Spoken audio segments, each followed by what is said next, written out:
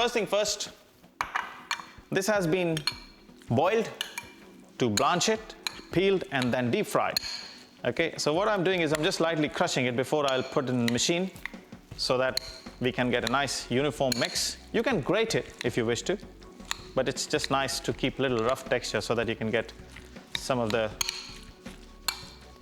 textures of the artichoke as well. And just to make sure that it binds well, I'll add a little bit of potato as well, and that also has been just boiled. So we'll just boil it together. And we have a blender.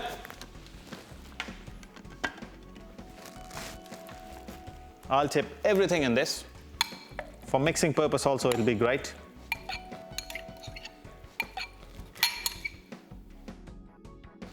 So I've taken approximately, I would say, 250 grams of artichokes, Jerusalem artichoke, okay? No more than that. And I'll put some of the spices now, and some I'll add later. So red chili powder can go in now, because it'll mix well. All the powdered spices can go in. Salt, a little bit of salt, not too much, just to taste. I will add all the garlic now. It'll get crushed nicely. Half of cashew nuts I can use. In powdered spices, I'll add about a teaspoon of coriander powder. I got garam masala, which is about a teaspoon also, just less than a teaspoon. I would say 3/4 of a teaspoon. Toasted cumin powder, and that goes in. I really would have liked to use ajwain seeds as well, but we don't have it today. But if you feel like having that, please do add. It works really well with Jerusalem artichoke. So I have added about a teaspoon of ginger and chili as well. Rose petals, whoa, there's a bit of an accident there. Rose petals, I can use them still, and the fried onions as well. The two things which I want to reserve and want to use it later is the ghee and my saffron.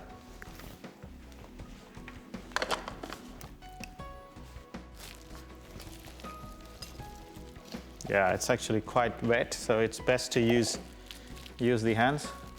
The good thing is that it has mixed most of the ingredients I wanted to mix. I can break the cashew nuts, or I can actually just chop them, the rest of the cashew nuts, and I can add it. It still gives a beautiful crunch now. Now is the time.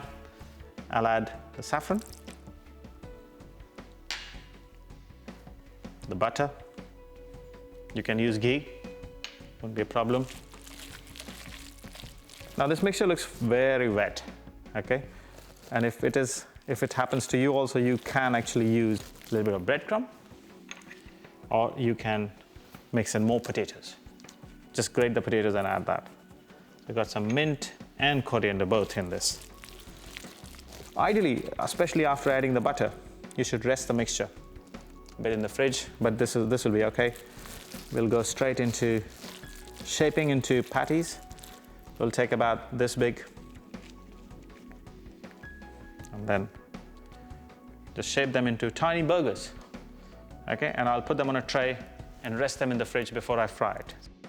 Now, one thing I didn't tell you guys on the camera while adding this ingredients, there was a little bit of kevra water. Kevra water is an essence from a flower called screw pine flower, okay? And that's easily available in the market. You can just add a dash of kevra water, either kevra water or rose water. But I use rose petals, so I use kevra water instead. And it just gives a beautiful flowery floral flavor to the dish. It's really, really good. Vegetable oil, sunflower oil in the pan, bring it to heat, and we'll pan fry the patties, and that's it. And to serve this, you can use mint chutney, no doubt about it. And mint chutney is a given thing. It will be on the table. You could make tamarind chutney, but we just thought we'll give you a small raita. So we got yogurt, a little bit of toasted cumin powder, and we'll use some chopped mint and coriander to go at the end. Mix it all together and serve it with these.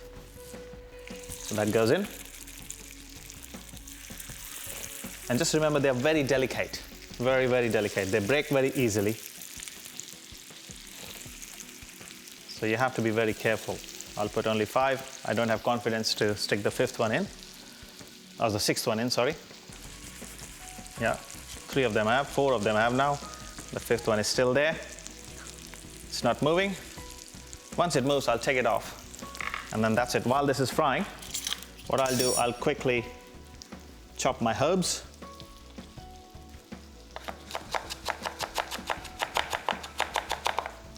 That should do. That goes in. You can add a pinch of salt if you want to, but I want to keep it plain, just minty yogurt, because kebabs have got plenty of salt. Okay, that's it, it's done. So now gently move them out. Beautifully cooked.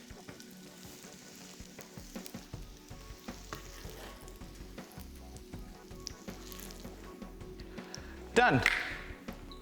And we are ready to serve. Right, kebabs are ready, the plate is here. Why wait? Put them all next to each other.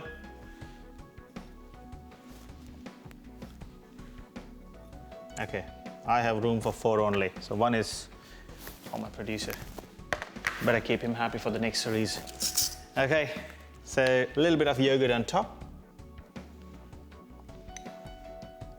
Now this yogurt, we made it minty yogurt, but if you wanted to make fruity yogurt, even that would be good. So you can just cut apples and grapes. A little bit of mint also would do. And just a little bit of sweetened yogurt to go with this kebab would be fantastic. And it'll taste delicious. And just to garnish, I got some rose petals, which I'll crush it. There you go. Right. So before I let anybody come and dig into this, let me tell you how we, it's a team effort, I cannot take credit for it, how we made this.